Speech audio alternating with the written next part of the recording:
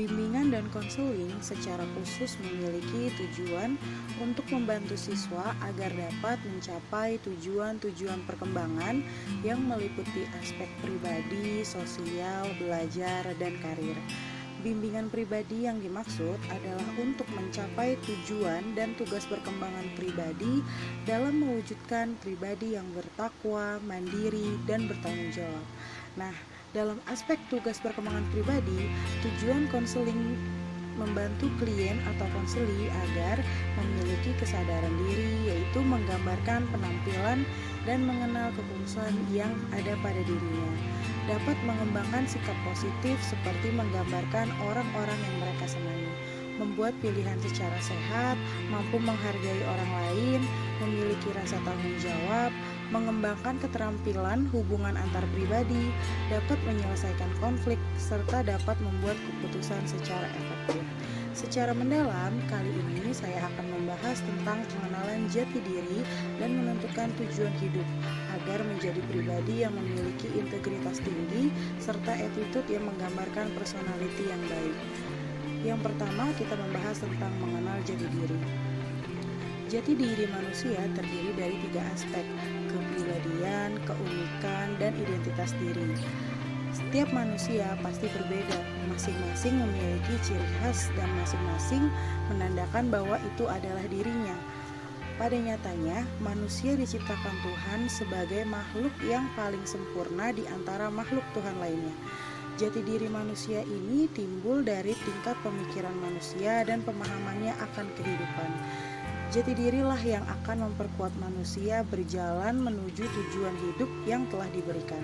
Dan jati diri juga dapat dirasakan manusia semasa hidupnya. Karena dari jati diri itulah manusia bisa bertahan hidup. Tanpa jati diri, manusia akan melangkah tanpa kekuatan yang sempurna. Oleh karena itu, dapat dikatakan bahwa jati diri juga bukan menjadi tujuan dari sebuah kehidupan manusia. Berikutnya, saya akan memberikan beberapa tips yang bisa kita lakukan dalam menemukan jati diri. Yang pertama, temukan momen untuk berdiam diri. Atau dengan kata lain, kita bisa introspeksi atau bahkan bermeditasi. Tidak akan ada orang yang bisa mencari jati diri tanpa memberi waktu bagi dirinya sendiri. Dengan berdiam diri inilah seseorang bisa mendengar apa yang disampaikan oleh jiwanya sekaligus melakukan evaluasi diri dengan jujur. Ini adalah momen yang paling penting untuk merefleksikan diri, untuk mendengar apa yang sebenarnya ingin kita kejar tanpa dipengaruhi oleh hiruk-pikuk di dunia sekitar kita. Nah, yang kedua, sadari siapa sebenarnya diri kita. Hal yang kerap membayangi proses pencarian jati diri itu adalah impian. Untuk bisa mencari jati diri, kesampingkan dulu semua impian kita dalam di masa depan. Penting untuk tahu siapa diri kita sesungguhnya, bukan ingin menjadi apa dalam beberapa tahun ke depan. Nah, jikalau sulit, kita bisa melakukan sesuatu dengan tes kepribadian, sehingga kita bisa tahu kelebihan dan kekurangan diri kita sendiri. Memang, tes semacam ini tidak akan sempurna mengungkap semua aspek tentang diri kita. Namun setidaknya bisa fokus pada apa yang diperkuat sehingga bisa menjadi sosok yang berdampak. Nah, intinya kita harus memahami betul kelemahan dan kelebihan dari diri kita sendiri. Nah, yang ketiga, temukan kelebihan dan kekurangan.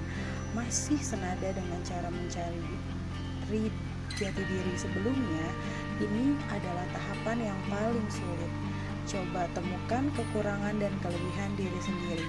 Biasanya perlu waktu beberapa kali hingga kita benar-benar menemukan kelebihan dan kekurangan. Ciri-cirinya adalah hal yang membuat kita merasa bersemangat dan ingin melakukan lebih. Itulah tanda kekuatan yang bisa menjadi modal kita menemukan jati diri. Kita harus benar-benar sangat memahami kita itu tertarik untuk apa, lalu kita itu lemahnya di bagian mana, seperti itu. Yang keempat, tanyakan pendapat orang lain atau orang di sekitar kita. Nah, kemampuan menerima pendapat atau feedback dari orang lain tidak bisa dikuasai oleh semua orang, karena tidak semua orang menyukai dirinya diberi saran atau dikritik. Nah, cari orang yang bisa kita percaya untuk menyampaikan pendapat dengan jujur. Tanyakan apa yang perlu diperbaiki dan apa kekuatan yang bisa dikembangkan lebih baik lagi di dalam diri kita. Tahapan ini sangat penting dalam proses mencari jati diri, terutama ketika merasa jenuh, tak kunjung menemukan siapa diri ini sih sebenarnya. Nah, terkadang orang-orang terdekat bisa membantu melihat hal yang diri kita sendiri tidak bisa temukan. Nah, yang kelima, refleksi dari hubungan. Salah satu aspek yang bisa membantu dalam proses mencari jati diri bisa dilihat dalam hubungan yang tengah kita jalani. Bukan hubungan personal dengan pasangan saja, tetapi juga hubungan dengan rekan kerja, atasan, teman, keluarga, dan lainnya. Nah, lewat refleksi ini, seseorang bisa tahu seperti apa dirinya di mata orang lain. Tak hanya itu, ini bisa menjadi modal menghadapi ketakutan terbesar dalam hidup ini dan mengalahkannya dengan tujuan hidup yang lebih jelas. Kita hanya perlu memfokuskan kekuatan diri kita yang akan membantu menghasilkan dampak yang lebih besar untuk sekitar. Yang keenam, pahami masa lalu. Untuk bisa mencari jati diri, seseorang harus memahami masa lalu yang telah dialaminya. Cobalah berani untuk melakukan eksplorasi pada masa lalu. Ini adalah batu pijakan untuk memahami bagaimana terbentuknya sosok diri Anda seperti saat ini. Bisa jadi karena trauma masa lalu menghalangi proses penemuan jati diri kita saat ini. Ini berhubungan juga dengan situasi apakah seseorang memiliki trouble inner child atau tidak di masa lalu. Tanpa disadari, trouble inner child akan membantu perilaku seseorang di masa kini hingga masa depan. Berdamai dengan masa lalu bisa menjadi cara untuk menguak sisi diri yang selama ini masih terkungkung trauma pada masa silam. Nah, proses pencarian jati diri tidak akan berjalan dengan mulus. Perlu beberapa tahap untuk bisa mengenali diri kita sendiri, mulai dari berdamai dengan masa lalu hingga bertanya kepada orang terdekat tentang gambaran diri kita sendiri. Setelah menemukan jati diri, seseorang bisa memaksimalkan apa yang bisa dilakukannya, bukan hanya untuk diri sendiri, tetapi juga untuk dunia yang lebih luas. Selanjutnya, kita akan membahas tentang tujuan hidup.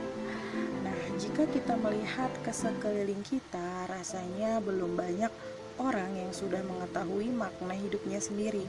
Bahkan, terkadang seseorang yang sudah menjadi sarjana pun justru masih saja bingung dengan rencana hidup di kedepannya. Dan jika ditanya sebenarnya apa sih tujuan hidup? Kalau jawabannya seperti hanya saya ingin sukses, saya ingin membahagiakan kedua orang tua, atau bahkan saya ingin bermanfaat untuk orang lain. Itu semua hanyalah jawaban klasik yang bahkan tidak menjurus ke arah kemana sebenarnya kita ingin berlabuh di dalam hidup ini. Terlepas dari beberapa variatifnya jawaban yang jika kita tanyakan ke orang lain tentang tujuan hidupnya, sebenarnya ada dua hal yang harus kita ingat dalam menentukan tujuan hidup. Yang pertama, tujuan hidup itu dibentuk dan bukan ditemukan. Tujuan hidup bukan seperti barang yang hilang atau sesuatu yang ketika kita temukan akan selesai begitu saja. Padahal tidak semudah itu. Buktinya, banyak orang yang bosan dengan pekerjaan yang sebelumnya disebut sebagai impiannya, atau bahkan ada orang yang jenuh dengan bisnis yang dia bangun dari nol. Kenapa itu semua bisa terjadi? Karena tujuan hidup itu dibentuk bukan hanya ditemukan. Lalu dari mana kesalahan awal mulanya? Yang pertama, tentunya dari ketertarikan yang berproses menjadi sebuah tujuan hidup, dan proses ini butuh usaha, aksi dan kerja keras yang tidak sebentar. Sayangnya, banyak orang yang seolah telah menemukan tujuan hidupnya cenderung terburu-buru dalam mengakhiri suatu hal. Misalnya, kita tertarik akan sesuatu hal, lalu karena sudah bosan, kita tidak ragu untuk mengakhiri dan merasa itu bukan passion kita. Sebenarnya bisa saja Kita yang baru awal mengetahui suatu bidang lalu terburu-buru untuk merasa tidak cocok dengan bidang tersebut, dan nantinya kita akan berpikir, kenapa saya udah coba banyak hal tapi nggak pernah ada yang cocok untuk hidup kita sendiri. Jawaban dari pertanyaan itu adalah karena kita belum memberikan cukup waktu untuk ketertarikan itu dapat berkembang.